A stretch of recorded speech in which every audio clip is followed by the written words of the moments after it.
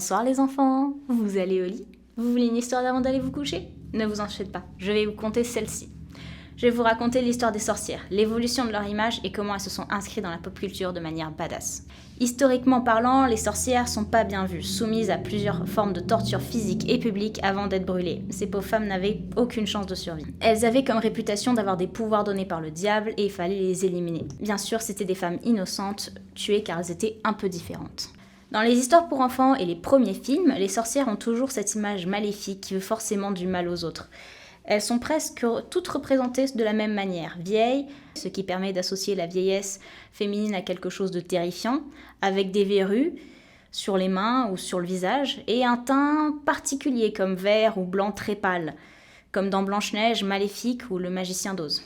Et toutes ces sorcières maléfiques du cinéma ont un point commun avec les sorcières historiques. Les sorcières étaient surtout un prétexte pour soumettre et garder les femmes sous contrôle, et même si certains hommes ont été brûlés pour sorcellerie, 80 à 85 étaient des femmes.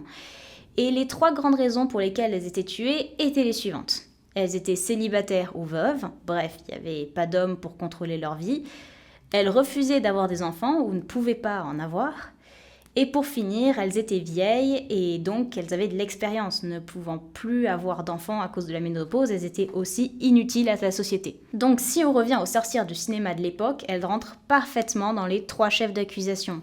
Vieilles, horrifiques, indépendantes et sans enfants. Bien sûr, ce sont des idées complètement misogynes, bien comme il faut. Et contrairement à ce que l'on croit, c'est encore véhiculé aujourd'hui. J'ai très rarement vu un homme complexé à mort sur son physique quand il vieillit. Bon, j'avoue, même si les temps changent. Mais les produits de beauté anti-rides, c'est surtout un public féminin qui est visé. La pression sociale pour qu'on trouve sa moitié masculine, qui n'a pas déjà eu cette phrase de « Alors, t'as un petit copain, un fiancé ?»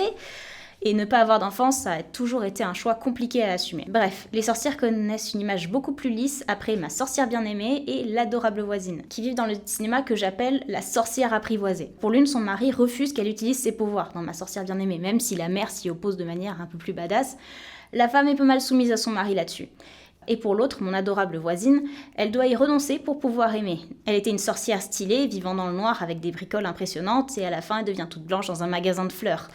Pas ouf. Bref, elles doivent rentrer dans le moule. Il faut encore attendre quelques années pour que la sorcière commence à changer d'image et aller vraiment dans le camp des gentils, entre guillemets, qu'on commence à voir une symbole de puissance. Et c'est très récent, avec les films Charme, Buffy contre les vampires, et le plus célèbre, Harry Potter. On commence plus à comprendre et à donner des émotions, comme dans le film Maléfique, où cette fois-ci on a le vu de la sorcière. On a aussi le réalisateur Hayao Miyazaki, qui a fait Kiki la petite sorcière, qui sort aussi beaucoup de l'ordinaire. Au lieu d'avoir une sorcière âgée ou séduisante, nous avons une petite fille de 13 ans qui part découvrir son indépendance.